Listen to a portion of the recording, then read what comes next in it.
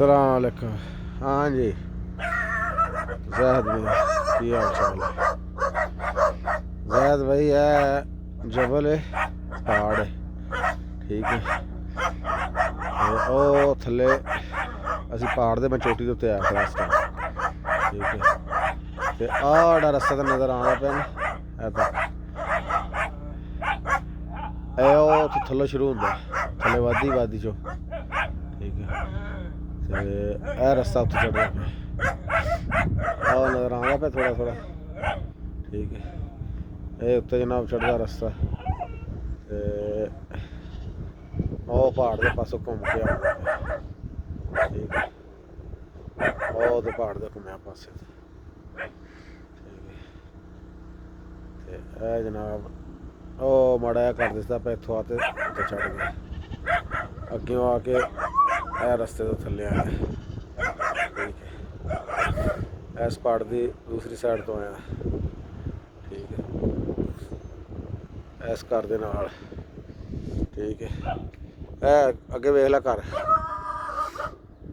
ਠੀਕ ਹੈ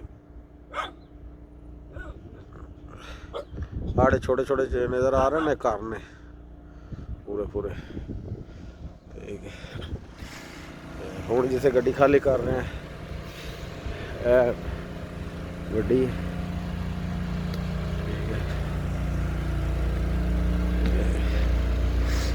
है ज़ाहिर भाई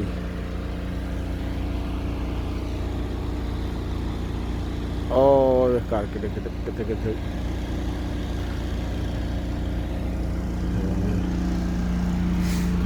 अगे जनाब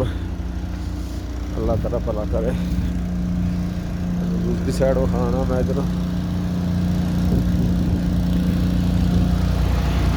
इंज लगता भी आखिरी पहाड़ की चोटी से चढ़ गए लेकिन अगे फिर तो सुच्चा नजर आ रहा है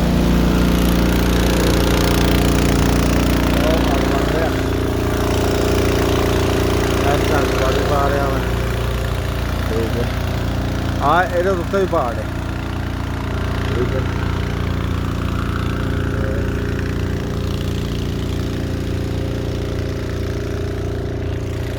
वेला इन्हों के घर सौदी